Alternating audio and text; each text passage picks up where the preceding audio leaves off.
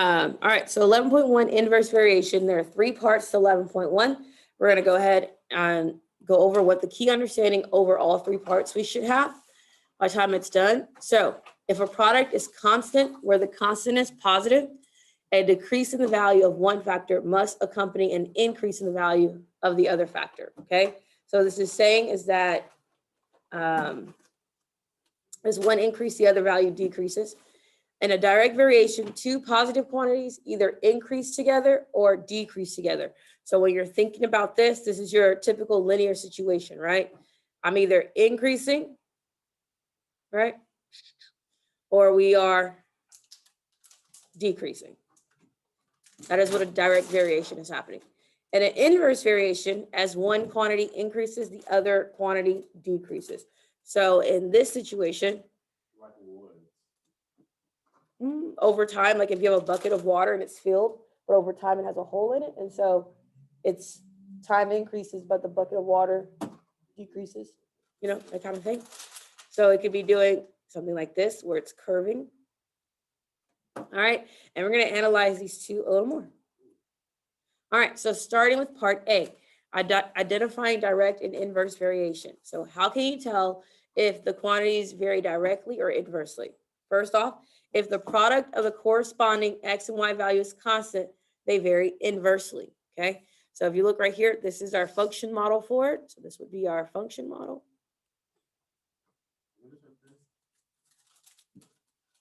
June 2nd. It's the function model, okay? And to find that K, your constant value, you would take the X and times it by the Y. Is it covering all year or the second Okay, half? and then here, if the ratio of corresponding X and Y value is constant, then they vary directly. So its function model is Y equals K times X.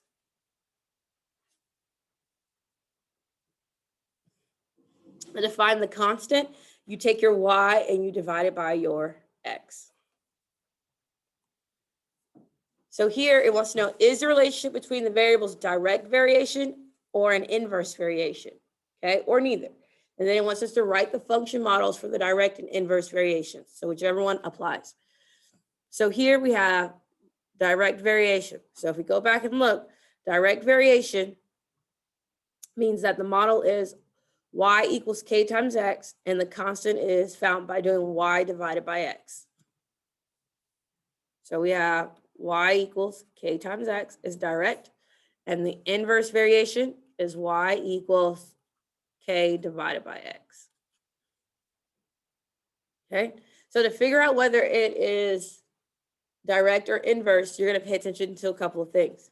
The first thing is, one, if you don't want to check, then you would test both, but you can check to see whether to check for direct or inverse by analyzing the table.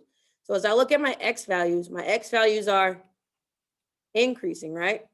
As I look at my Y values, they are decreasing because they're doing inverse things. That means that it can't be a direct variation. Do we see that? So I'm not even going to check to see if they're direct variation. I'm going to check to see if it's an inverse variation. So you're going to find the constant. To find the constant, we said that K equaled X times Y. So when you take X times Y of each one of these, they have to be the same. Otherwise, it's not constant. So if I have 2 times 15, that equals 30. I have 4 times 7.5, that equals 30.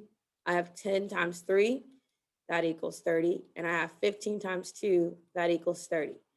Because the constant is the same, that means that this is an inverse variation. So it's inverse.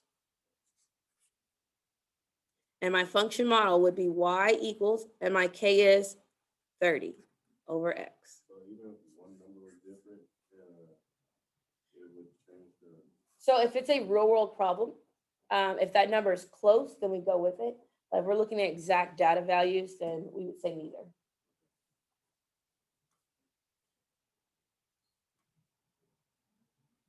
Okay, how do we feel? Okay, so let's look here. Is the relationship between the variables direct variation and inverse variation or neither? Write the functions models for the direct and inverse variation.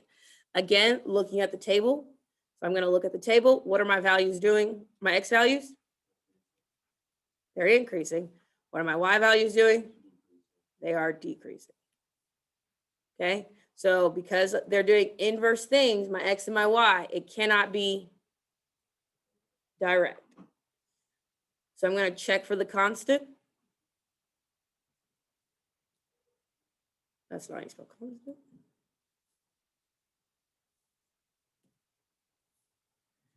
So my k equals x times y for inverse variation. Well, we have 2 times 10 equals 20. We have 4 times 8 equals 32. We have 10 times 3 equals 30. And we have 15 times 1.5 equals, what is that? 21? Is it 21? I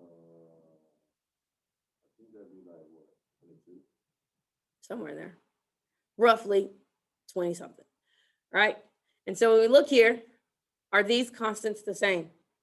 No. So therefore, it's not inverse variation either. It is neither.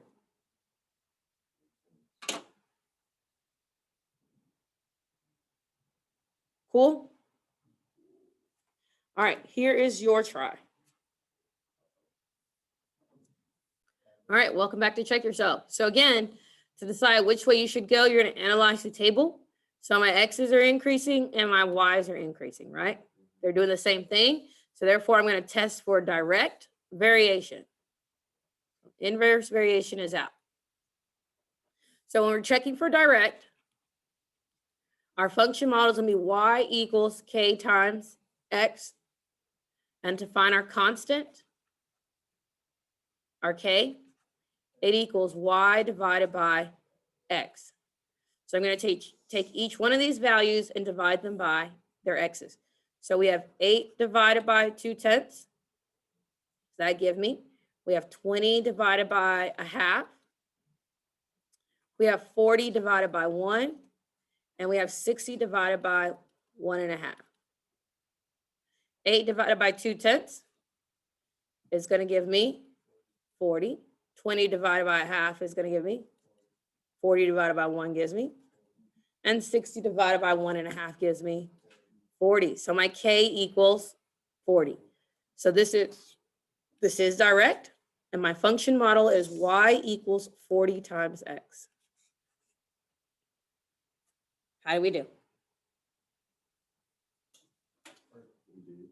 All right. So that concludes part A.